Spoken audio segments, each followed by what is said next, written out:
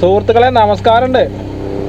അപ്പോൾ നമ്മളിപ്പോൾ ഉള്ളതേ എന്താ പറയുക, ഇന്നത്തെ ഒരു നമുക്കിപ്പോൾ എപ്പോൾ നോക്കിയാലും പ്രശ്നങ്ങളിലൂടെ അല്ലാതെ നമ്മുടെ ജീവിതമോ നമ്മുടെ ഓരോ കാര്യങ്ങളും നമ്മൾ മുന്നോട്ട് കൊണ്ടുപോകില്ല. അപ്പോൾ ഇന്ന് ചെറിയൊരു ബോൾട്ട് കാരണം, അതായത് ഗിയർ ബോക്സിൻ്റെ ഉള്ളിലത്തെ ഒരു ബോൾട്ട് കാരണം ഇന്നത്തെ പകുതി ദിവസം പോയി. അപ്പോൾ രാവിലെ 10 മണിക്ക് വണ്ടി വർക്ക്ഷോപ്പിൽ കൊണ്ടിട്ടിട്ട് നേരെ പൈസയുടെ കമ്മിയാണല്ലോ ഇപ്പോൾ നമുക്ക് പ്രധാനമായിട്ടുള്ളത്. സാധാരണക്കാരൻ്റെ അടുത്ത് പൈസ ഇല്ല എന്ന് പറഞ്ഞ പോലെ തന്നെയാണ് ഒരാളായാലും പൈസ ഇല്ല. അപ്പോൾ പൈസ എടുക്കാൻ വേണ്ടിയിട്ട്, പൈസ എടുക്കാനൊന്നുമില്ല കേട്ടോ, നമ്മൾ കടം ചോദിക്കുക, ഉള്ള കാര്യം ഉള്ള പോലെ പറയണല്ലോ.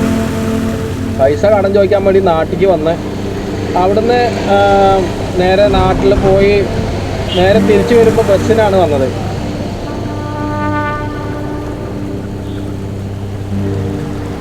നേരെ ബസ്സിന് വന്ന് മണ്ണാർക്കാടിൽ വന്നിറങ്ങി. അങ്ങനെ ബസ്സിൽ വരുമ്പോൾ നല്ല പഴയ ഓർമ്മകളൊക്കെ ഇങ്ങനെ ഓർത്ത് വന്നു. പക്ഷെ പഴയ ഓർമ്മകളിലേക്കൊന്നും പോകാതിരിക്കുകയാണ് ഏറ്റവും നല്ലത്. കാരണം എന്താ വെച്ച് കഴിഞ്ഞാൽ പഴയ ഓർമ്മകളിലൂടെ പോയി കഴിഞ്ഞാൽ നമുക്ക് ഒന്നും കിട്ടില്ല. ജീവിതം പിന്നോട്ട് വരിക എന്നല്ലാതെ മുന്നോട്ട് ഒരിക്കലും നമുക്ക് മുന്നോട്ട് കൊണ്ടുപോകാൻ കഴിയില്ല, സാധിക്കില്ല നമുക്ക്. അപ്പോൾ പഴയ ഓർമ്മകളൊക്കെ ബസ്സിൽ അവിടെ തന്നെ ഇറക്കി വെച്ചിട്ട് നേരെ വർക്ക്ഷോപ്പിൽ ചെന്നിറങ്ങിയിട്ട് നേരെ അപ്പോൾ അവിടുത്തെ വർക്ക്ഷോപ്പിലത്തെ ആൾ വന്നിട്ട് അതൊക്കെ അയച്ചു റഫീഖാണ് അയച്ചത്. റഫീഖ് പിന്നെ അത്യാവശ്യം നല്ല പണിക്കാരനാണ് കേട്ടോ. നമ്മളൊക്കെ അവിടെ എന്ത് പ്രശ്നമുണ്ടെങ്കിൽ നമ്മളവിടെ കൊണ്ടുപോകാറുണ്ട്. അപ്പോൾ റഫീഖ് അയച്ച് ഇന്നമാതിരി ആ ത്രെഡ് പോയിരിക്കുകയാണ് എന്ന് പറഞ്ഞു. അതിൻ്റെ സ്റ്റെമ്മിൻ്റെ സ്റ്റെമ്മ് അഴിച്ച് ഒക്കെ ക്ലീനാക്കി ഒക്കെ ശരിയാക്കി പിന്നെ നേരെ നമ്മുടെ മണ്ണക്കാടുത്തെ അപ്പോക്കാൻ്റെ പാർട്സ് കടയിൽ പോയിട്ട് സ്റ്റെമ്മ് വാങ്ങി. 100 റുപ്യ 167 റുപ്യ ചിലവായുള്ളൂ. അങ്ങനെ അത് വാങ്ങിക്കൊടുന്ന് നേരെ അത് റഫീനെ പിന്നെയും ഫിറ്റാക്കി. നല്ല ബുദ്ധിമുട്ടിയിരുന്നു, നല്ല പിന്നെ പണിയുണ്ട്. കാരണം അതിൻ്റെ ഉള്ളിൽ നിന്ന് അഴിച്ചെടുക്കുക എന്നൊക്കെ പറഞ്ഞു കഴിഞ്ഞാൽ നല്ല എക്സ്പീരിയൻസ് എന്നല്ല, നമുക്കത് അറിയും കൂടി വേണ്ടേ. അപ്പോൾ അങ്ങനെയൊക്കെ ആയി അവസാനം അത് അഴിച്ചെടുത്ത് ഒക്കെ ക്ലീനാക്കി ഒക്കെ ശരിയാക്കി ഫിറ്റാക്കി ഏകദേശം വണ്ടി ഇപ്പോൾ ഏകദേശം ഇറങ്ങി എന്ന് പറയാം. ഇനി ഇതിപ്പോൾ സാധാരണ പ്രശ്നം, ഇനിയിപ്പോൾ വേറെ എന്തെങ്കിലും പ്രശ്നം ഉണ്ടോ എന്ന് ആർക്കും അറിയാം. അപ്പോൾ പ്രശ്നങ്ങളിലൂടെയാണ് ഇപ്പോൾ ഓരോ മലയാളികളും നീങ്ങിക്കൊണ്ടിരിക്കണതെന്ന് ഇപ്പോൾ എനിക്ക് മനസ്സിലായി. ഇതിപ്പോൾ വെറുതെ ഒന്ന് പറഞ്ഞു എന്ന് മാത്രം. അപ്പോൾ പിന്നെ നമ്മുടെ പറഞ്ഞ് ഇപ്പോൾ പ്രശ്നങ്ങളിലൂടെ നമ്മൾ പോകാമെന്നല്ല കേട്ടോ. എന്തൊരു പ്രശ്നത്തിനും പരിഹാരമുണ്ട് ഇത്രേ. ഏതൊരു പ്രശ്നത്തിനും പരിഹാരമില്ലാത്ത പ്രശ്നമല്ല എന്നാണ് നമ്മുടെ ഭൂമിയിൽ ഉണ്ടാക്കിയ സർക്കിൾ പറഞ്ഞിട്ടുള്ളത്. എന്നിട്ടാണ് ഇവർ ഈ പ്രശ്നങ്ങളിലൂടെ മാത്രം പോയിക്കൊണ്ടിരിക്കുന്നത്, അല്ലെങ്കിൽ പ്രശ്നത്തിലൂടെ മാത്രം നമ്മുടെ ജനങ്ങളെ പിന്നെ എന്താ പറയുക പ്രശ്നങ്ങളാണ് ഏറ്റവും വലുത്. നമ്മുടെ പ്രശ്നങ്ങളാണ് ഏറ്റവും നമുക്ക് വലുത്. അപ്പുറത്തവൻ്റെ പ്രശ്നം നമ്മൾ കാണില്ല.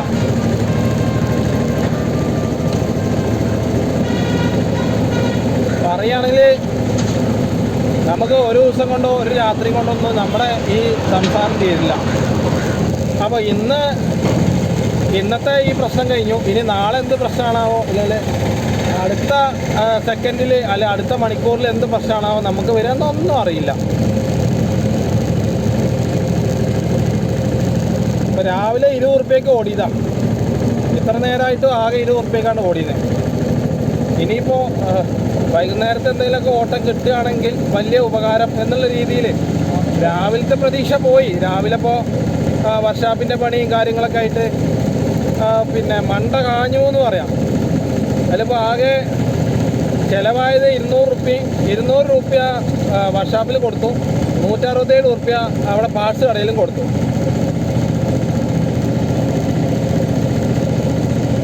ഇനിയിപ്പോൾ കടം വാങ്ങിയ പൈസ കൊടുക്കണം. നമ്മൾ എപ്പോഴും വിചാരിക്കുന്നൊരു കാര്യം പറയാട്ടോ. കാറ്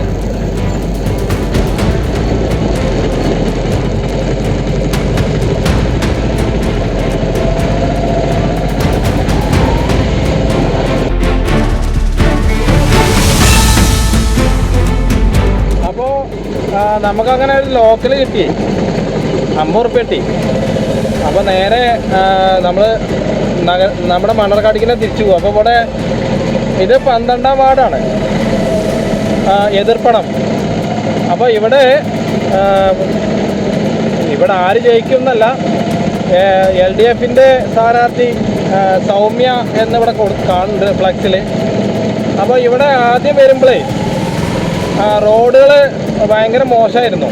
അതായത് നമ്മൾ എതിർപ്പണം, നമ്മൾ അരകുറിശി അമ്പലത്തേക്ക് പോണ ആ ഭാഗത്തേക്ക് പോണ റോഡ് അത് എതിർപ്പണത്തേക്ക് തിരിഞ്ഞ. അപ്പോൾ ഇവിടെ ഇപ്പോൾ ഞാൻ കഴിഞ്ഞ 2 ആഴ്ച മുന്നേ വന്നപ്പോൾ ടാറിട്ടിട്ടില്ല. എത്രാം ക്ലാസ്സിലാ? അപ്പോൾ കാണാം. അപ്പോൾ പിന്നെ ഇവിടെ BJP സ്ഥാനാർത്ഥിയായിട്ട് അമുദ എന്ന് പറയുന്ന ഒരാളാണ് സ്ഥാനാർത്ഥിയായിട്ടുള്ളത് BJPയിൽ NDA. പിന്നെ LDFിൻ്റെ കാര്യം ഞാൻ പറഞ്ഞു. അപ്പോൾ ഇവിടെ LDFന് പ്രേമാവതി, നമുക്ക് ഇതിനൊന്നും അറിയില്ല കേട്ടോ, കണ്ടിട്ടൊക്കെ ഉണ്ടാവും. അപ്പോൾ ഈ റോഡേ, ഇതിപ്പോൾ നിങ്ങൾ കാണുന്ന ഈ റോഡില്ലേ, ഇതിപ്പോൾ ഏകദേശം കുറച്ച് ദിവസമായിട്ടേ ഉള്ളൂ ശരിയാക്കിയിട്ട്. അത് ഏകദേശം കണ്ടറിയാം കേട്ടോ. ഏകദേശം ഒരു 3, 4, 5 ദിവസത്തിൻ്റെ പഴക്കം മാത്രമേ ഉള്ളൂ ഈ ഇപ്പോൾ ശരിയാക്കിയ ഈ റോഡ്. അപ്പോൾ ഇതിപ്പോൾ ജയിച്ചു കഴിഞ്ഞാൽ ഞങ്ങൾ ഈ റോഡ് ശരിയാക്കി തന്നില്ല നിങ്ങൾക്ക് എന്ന് പറയാം. അപ്പോൾ ഓരോരുത്തരും ആദ്യം ഇതൊക്കെ ചിന്തിക്കണം, എന്ത് ശരിയാക്കണം, എങ്ങനെ ശരിയാക്കണം, റോഡ് എങ്ങനെ ആവണം എന്നുള്ളതൊക്കെ. അപ്പോൾ ഇവിടെ 4 സ്ഥാനാർത്ഥികളുണ്ട്. സീന ശശിയെ, പ്രേമാവതിയെ, പിന്നെ രാധാ സോമനെ, ദൈവമേ എന്നും അറിയില്ല. അപ്പോൾ ഇവർക്ക് നാട് എങ്ങനെയാവണമെന്നുള്ളതൊക്കെ ഇവർക്ക് അറിയാം. ഏത് രീതിയിൽ റോഡുകൾ വികസനം കൊണ്ടുവരണം എന്നൊക്കെ ഈ സ്ഥാനാർത്ഥിത്വം അല്ലെങ്കിൽ സ്ഥാനാർത്ഥി ആകണതിൻ്റെ മുന്നേ, ഇല്ലെങ്കിൽ ഇനി കഴിഞ്ഞ ഒരു സ്ഥാനാർത്ഥി ആയാൽ പോലും അവർക്കത് ശരിയാക്കി കൊടുക്കാമായിരുന്നു. എന്തിന് ഇത്രയും വർഷം എൻ്റെ നാട് എന്നുള്ള ഒരു സംഭവം കൊണ്ടല്ലേ ഞങ്ങൾ വരുന്നത്. അപ്പോൾ ഈ എൻ്റെ നാട് എന്ന് പറയുമ്പോൾ അതിൽ പിന്നെ എല്ലാം കൊണ്ട് നമുക്ക് എൻ്റെ നാടാക്കി പുതിയൊരു നാടാക്കി എടുത്തൂടെ? എന്തോ നമുക്കൊന്നും അറിയില്ല. ഇനിയിപ്പോൾ കാണാം എന്താണെന്നുള്ളത്. നമുക്ക് ആര് ജയിക്കും അല്ലെങ്കിൽ ആര് തോൽക്കും എന്നൊക്കെ. അപ്പോൾ പുതിയ ഓരോ സംഭവങ്ങൾ ഇങ്ങനെ വന്നുകൊണ്ടേയിരിക്കുന്നുണ്ട്. പുതിയ സംഭവങ്ങളൊന്നും പറയേണ്ട ആവശ്യമില്ല. ഇന്നെന്തോ ദിലീപിന് ജാമ്യം കിട്ടി എന്നൊക്കെ കേട്ടു. അപ്പോൾ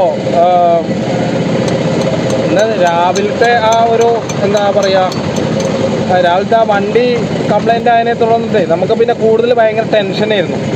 ആ ടെൻഷൻ്റെ അത് മനസ്സിൽ നിന്ന് അങ്ങോട്ട് പോകില്ല. അപ്പോൾ ഇതൊക്കെ ചെറിയ പ്രശ്നങ്ങളാണ് നമുക്ക്.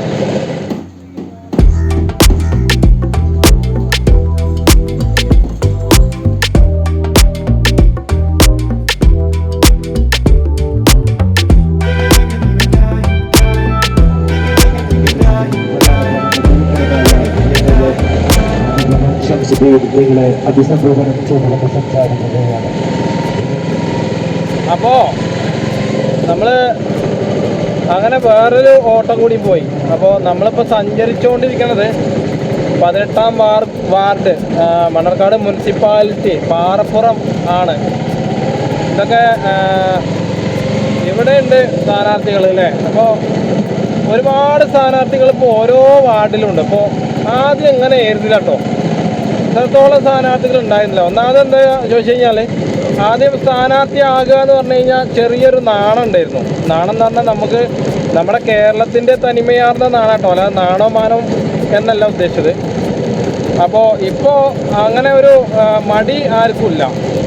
അതായത് ഞാൻ നാടിനെ നല്ല രീതിയിൽ നല്ലതാക്കി എടുക്കാം എന്ന് പറഞ്ഞുകൊണ്ടുള്ള ഒരു പ്രതിജ്ഞയായിരിക്കാം ഈ ഓരോ ആളുകളും ഓരോ വാർഡ് മെമ്പറായിട്ട് ഓരോ സ്ഥാനാർത്ഥിയായിട്ട് മത്സരിക്കുന്നത്. അപ്പോൾ എന്തായാലും നല്ലതാവട്ടെ. നമ്മളിപ്പോൾ ഒരു രാഷ്ട്രീയത്തിന് നമ്മൾ കുറ്റം പറയുന്നില്ല, വേണ്ടാത്ത പറയുന്നില്ല.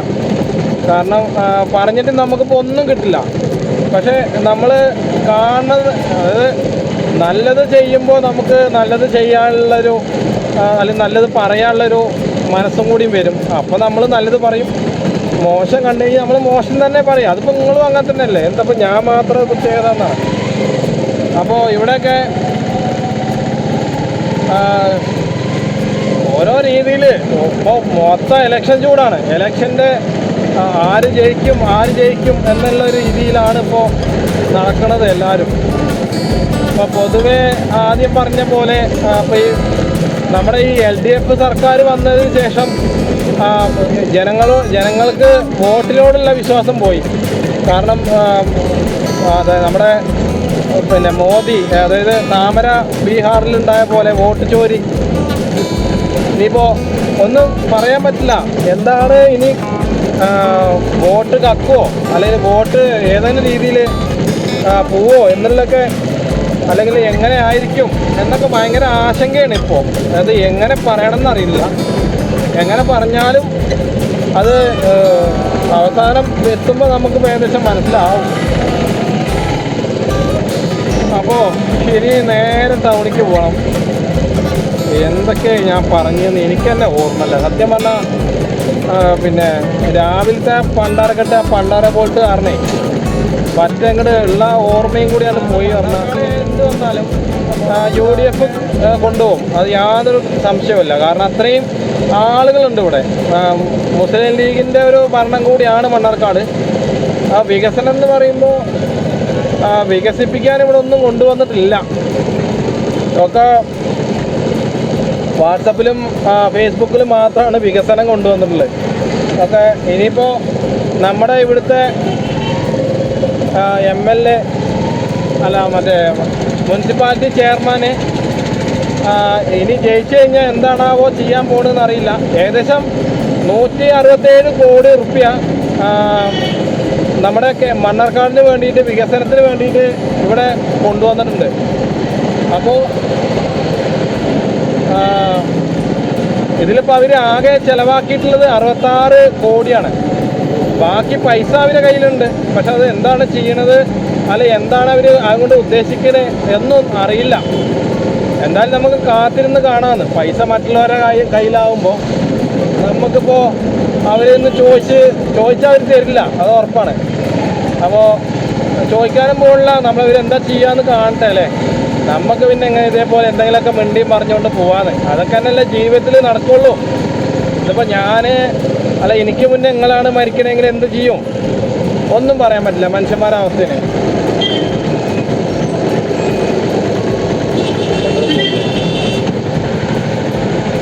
ഒക്കെപ്പാടെ വടി പിടിച്ച് വരുന്നുണ്ടപ്പോൾ ഞാൻ കരുതി പോകുന്നു.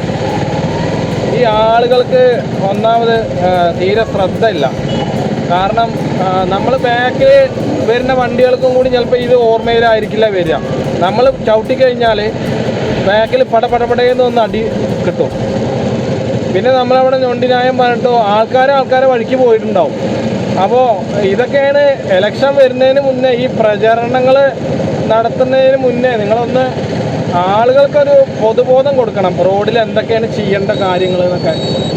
അതാണെങ്കിൽ വലിയ ഉപകാരമായി. ഇതിപ്പോൾ 40 വട്ടം കറങ്ങിയിട്ടും ഒരു പ്രയോജനമില്ല.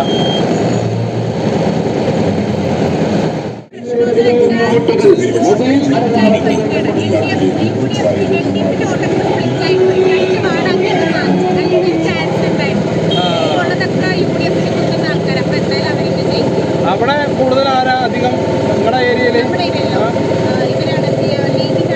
ലീഗിൻ്റെ മണ്ണാർക്കാട് ഇപ്പോൾ ഏകദേശം ലീഗ് തന്നെയാണ്, UDF തന്നെയാണ്. UDF മണ്ണാർക്കാട് എന്തായാലും വരും. LDFന് വലിയ സാധ്യത കാണാനല്ല. പ്രതീക്ഷ സ്പ്ലിറ്റായില്ലേ?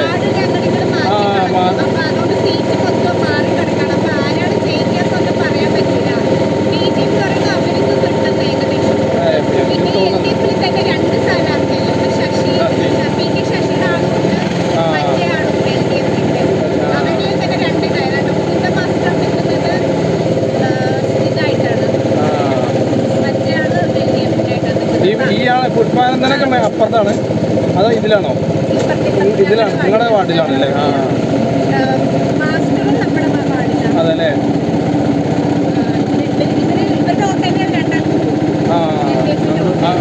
ശരിയാണ്. ആര് ജയിച്ചത് ഒരു പ്രതീക്ഷ അല്ല. അതെ ശരിയാണത്.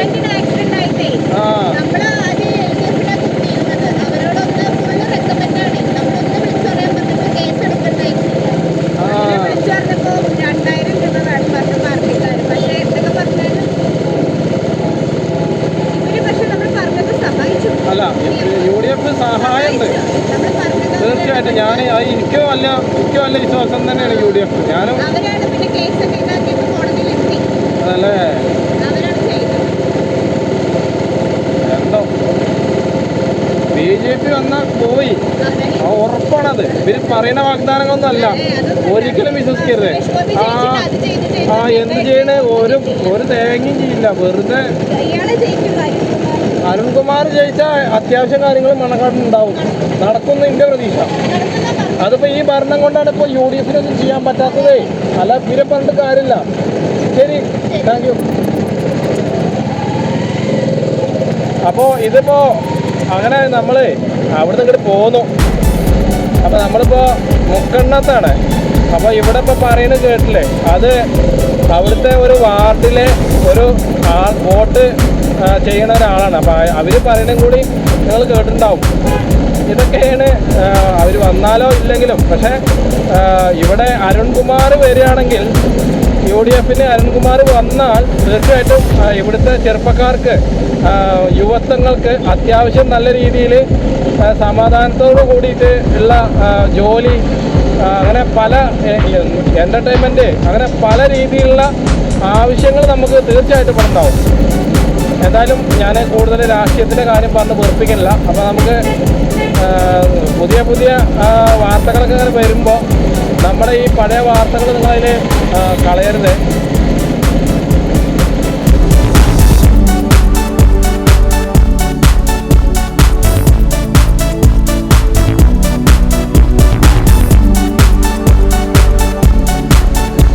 ഇവിടെ ഒന്നാമത്തെ കാര്യം, ഞാൻ എന്നും പറഞ്ഞ പോലെ ആർക്കും വിട്ടുകൊടുക്കാനുള്ളൊരു മനസ്സില്ല. റോഡിലാണ് നമ്മൾ ഏറ്റവും കൂടുതൽ ക്ഷമയും എല്ലാം നമ്മൾ റോഡിലാണ് കൂടുതൽ കാണിക്കേണ്ടത്. അപ്പോൾ ഇവിടെ അത് കണ്ടില്ല, പോട്ടെ, കാണാൻ വേണ്ടിയിട്ട് നടന്നിട്ടൊന്നും ഒരു കാര്യമില്ല. അപ്പോൾ ഇന്ന് ഇപ്പോൾ വാർത്തകളിലൂടെ അറിയാൻ കഴിഞ്ഞത് ഒക്കെ സത്യസന്ധമായ വാർത്തകൾ തന്നെയാണോ എന്നറിയാൻ, അതും നമുക്ക് വിശ്വസിക്കാൻ പറ്റില്ല.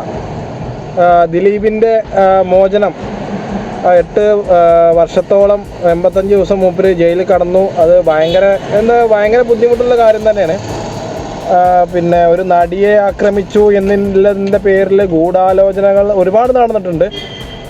അപ്പോൾ ഇതിൽ പ്രത്യേകിച്ച് പെട്ടെന്നുള്ളൊരു കാര്യം എന്താ വെച്ച് കഴിഞ്ഞാൽ, നമ്മുടെ ജനപ്രിയ നായകനായിരുന്നു ദിലീപ്.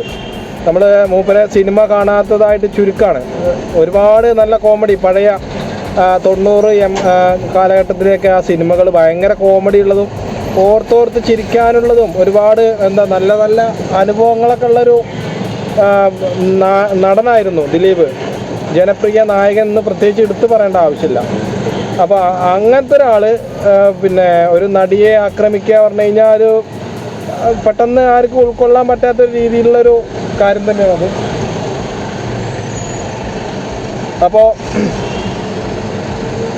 ഇതിൽ ഗൂഢാലോചന നടന്നു എന്ന് പറയുമ്പോൾ നമുക്ക് 2017 ഈ പ്രശ്നങ്ങളുടെയൊക്കെ തുടക്കം. അതിൽ ആരാണ് എന്താണ് എന്നൊന്നും നമുക്ക് അന്ന് വ്യക്തമായിട്ട് കാര്യങ്ങളൊന്നും നമുക്ക് അറിയാൻ സാധിച്ചിട്ടുണ്ടായിരുന്നില്ല. ഈ നടിയെ ആക്രമിച്ചു എന്നൊക്കെ പറഞ്ഞിട്ട് വ്യാജ വാർത്തകളും വരാം. ഇപ്പോൾ കൂടുതലും വാർത്തക്കാർ വ്യാജ വാർത്തകളല്ലേ ഇവിടുന്ന്. അപ്പോൾ ഇതിൽ ഗൂഢാലോചന നടന്നു എന്ന് പറയുമ്പോൾ ഗൂഢാലോചിക്കാൻ 2017 പല രാഷ്ട്രീയപരമായിട്ടുള്ള പ്രശ്നങ്ങളിലൂടെ തന്നെയല്ലേ ഈ ഗൂഢാലോചനകൾ നടക്കുക. അപ്പോൾ ഇതിൽ പറഞ്ഞിട്ടുള്ളത് പിണറായി വിജയൻ്റെ ഒരു ഗൂഢാലോചന തന്നെയാണ് എന്നാണ്. കാരണം കേസും കാര്യങ്ങളും പീഡിപ്പിക്കപ്പെട്ടു എന്ന് പറയുന്ന അതിജീവിത എന്നൊക്കെ പറയുന്ന ഭയങ്കര എന്താ പറയുക ഇറിറ്റേഷനായിട്ടുള്ളൊരു പ്രശ്നം തന്നെയാണത്. അപ്പോൾ അതിൽ പിണറായി വിജയൻ്റെ ഒരു ഗൂഢാലോചന കൂടിയുണ്ട്. പിന്നെ രാഷ്ട്രീയത്തിൻ്റെ എല്ലാ കാര്യങ്ങളും അത് പിന്നെ പ്രത്യേകിച്ച് നമുക്ക് എടുത്ത് പറയേണ്ട ആവശ്യമില്ല. കാരണം ഇപ്പോൾ മധുരം കമ്മിയായാൽ അടി ഉണ്ടാക്കുന്ന ഒരു നാടും കൂടി ആയിരുന്നു നമ്മുടെ കേരളം. പപ്പടത്തിന് കമ്മി, ചിക്ക്, അങ്ങനെ പല പ്രശ്നങ്ങളിലും.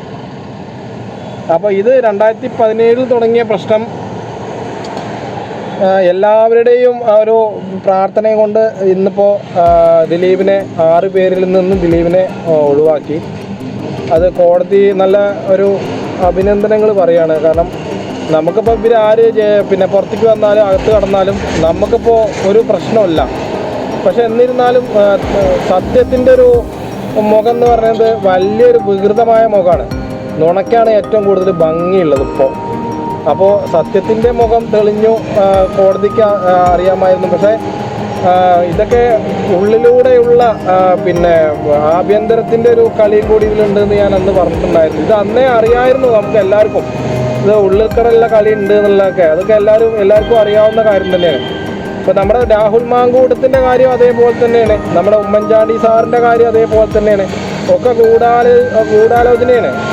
അവർ ഇല്ലാത്തത് പിന്നെ ഉണ്ടാക്കി പ്രചരിപ്പിക്കുന്ന രീതിയും കൂടി ഇതിൽ ഉണ്ട്. ഇപ്പോൾ രാഹുൽ മാങ്കൂട്ടത്തിൻ്റെ കാര്യവും ഉമ്മൻചാണ്ടി സാറിൻ്റെ കാര്യവും സരിത, അതേപോലെ ഇപ്പോൾ ഈ പിന്നെ റിനി ജോർജും ആയിട്ടുള്ള വാട്സപ്പ് ചാറ്റും കാര്യങ്ങൾ, അങ്ങനെ വേണ്ടാത്തത് എന്താണോ അതൊക്കെ ഇവർ പ്രചരിപ്പിക്കും. എന്നിട്ട് അധികാര കസേരയിൽ എന്നിട്ട് പറയും അവർ ഞങ്ങളുടെ ഭരണം കൊണ്ടാണ് ഇപ്പോൾ പിന്നെ ഈ ദിലീപിന് ജാമ്യം കിട്ടിയത് എന്നൊക്കെ പറയും അവർ.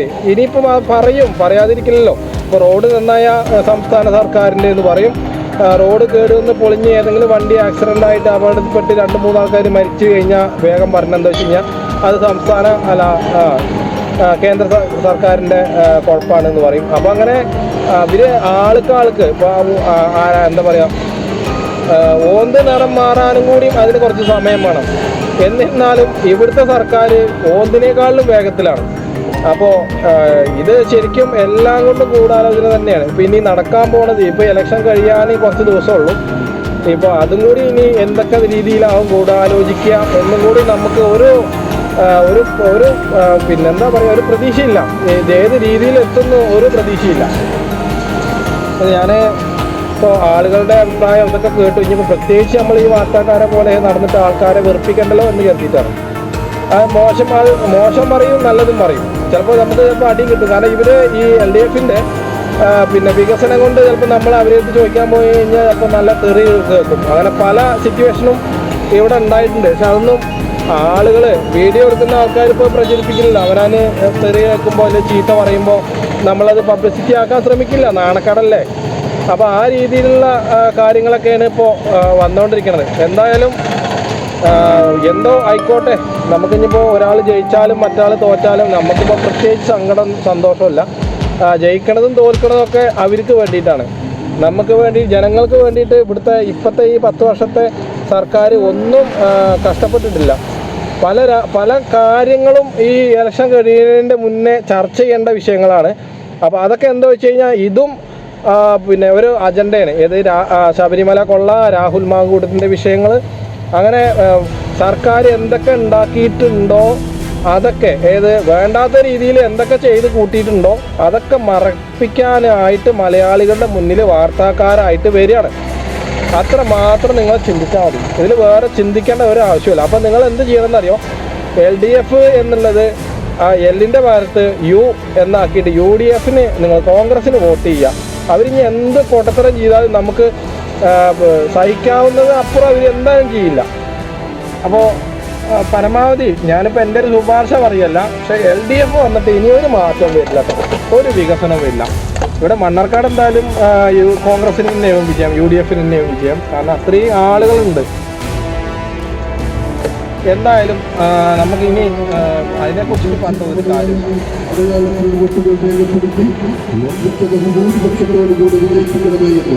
ഈ പ്രദേശത്തെ നല്ലവരായ മാന്യവോട്ടർമാരോട് ക്ഷേമത്തിന്റെ ഭാഷകളിൽ അപേക്ഷിക്കുകയാണോ പ്രഥമ